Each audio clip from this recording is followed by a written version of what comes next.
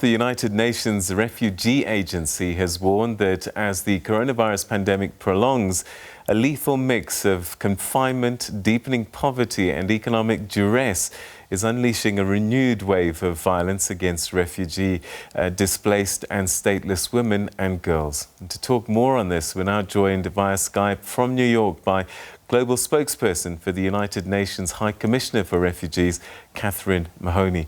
Thanks very much indeed for joining us. Welcome to the program. Thanks for having me, Peter. So, gender-based violence and violence against women and girls is already a problem in normal settings, and it seems to be even worse now for those that are vulnerable in refugee situations.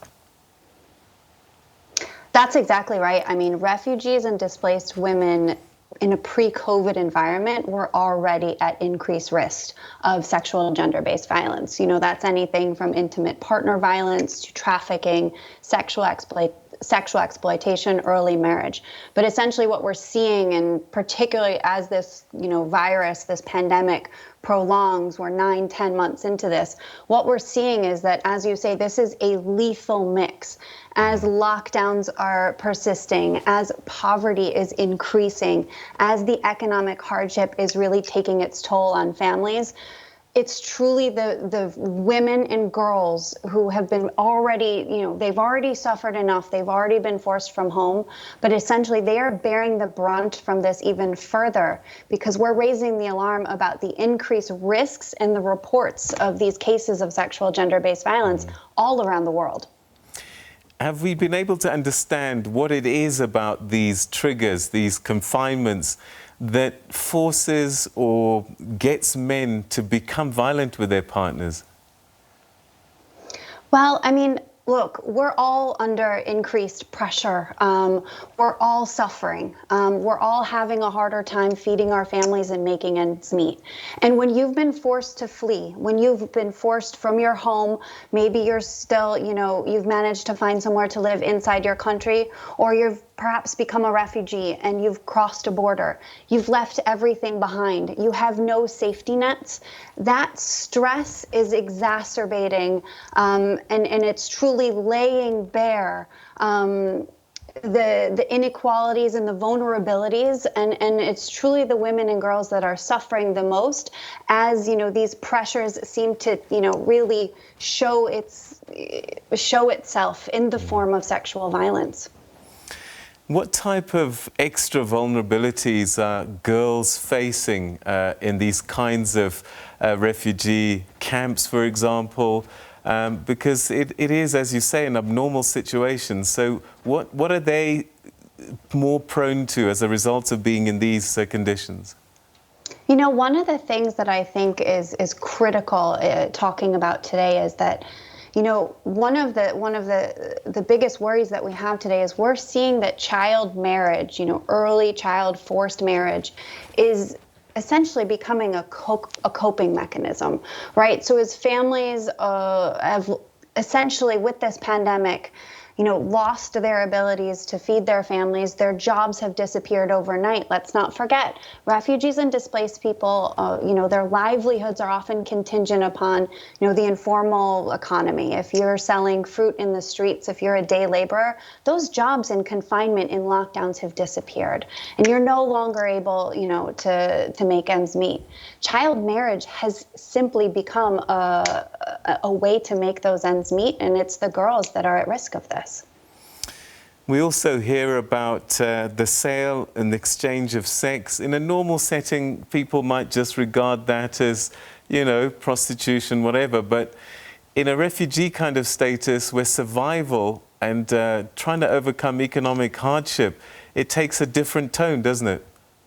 It absolutely does. And I mean, I think one of the important things to recognize here is that, in 96% of the countries in which we work in over, 130 countries in the world, 96% of our operations are saying that risks of sexual gender-based violence now have reached the threshold of being moderate to severe.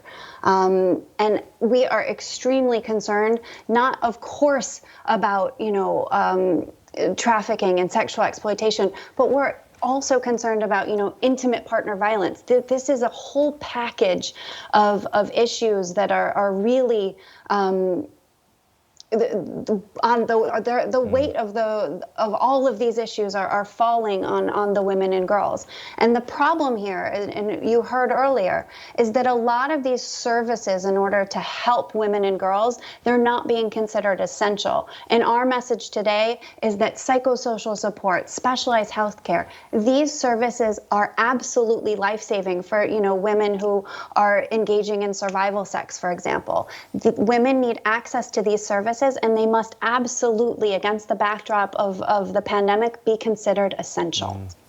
And the danger, of course, is that when you're exposed for a prolonged period of time to abnormal circumstances, it starts to feel normal and you stop seeing it as abnormal or violations even. Absolutely. And I mean, as you heard earlier, one of the big concerns here is that the coronavirus pandemic is going to wipe out all of the gains that we've made. And, as we talk about the alarming reports that we've heard in one of the countries in which we've worked, we've heard that there's one incident of SGBV that is reported every hour. And these are just astonishing, alarming risks that could become entrenched. They could become endemic. And we need to make sure that, this does not become normalized, as you say. All right. And I'm reading that in parts of southwest and northwest Cameroon, that 26% of gender-based violence incidents are relating to children. Mm-hmm. Yes, I mean, Cameroon is an incredibly volatile security situation. And when we think about the world's displaced population, right? So there's 80 million people in the world who have been forced from home. Some are refugees, some are internally displaced. 40% of those 80 million are children. So to have a quarter of the displaced, cases, a quarter of the cases in Cameroon be on children is something that we need to be extremely concerned about, and we need action on this. What can be done? What kind of action is it that's required?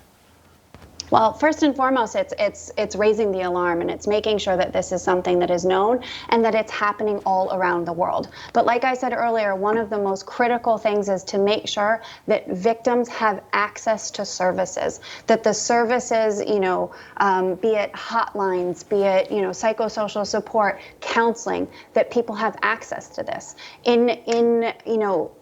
In confinement, in lockdown, when all of these services have been shut down, what we've done at UNHCR, the UN Refugee Agency, we've tried to pivot. We've tried to work fast to make sure that a lot of those services either, go on WhatsApp, that you can receive telecounseling either on mobile, on the computer. We're really worried because a lot of our staff who are doing monitoring, who are reaching out in the communities and working in the communities, they've also had to lock down. So we need to make sure that if the essential services do get locked down, that we're able to make sure that there are still, other means to provide immediate help to those who have been victims of sexual gender-based violence.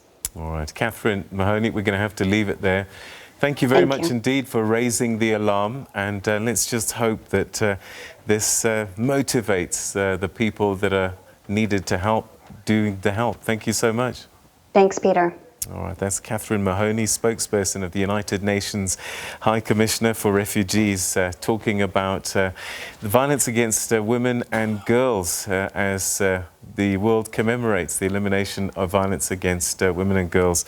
It's a very sad situation, and it's escalating, partly also because of the COVID-19 pandemic and these artificial lockdown scenarios that people are finding themselves in confined spaces for prolonged periods of time.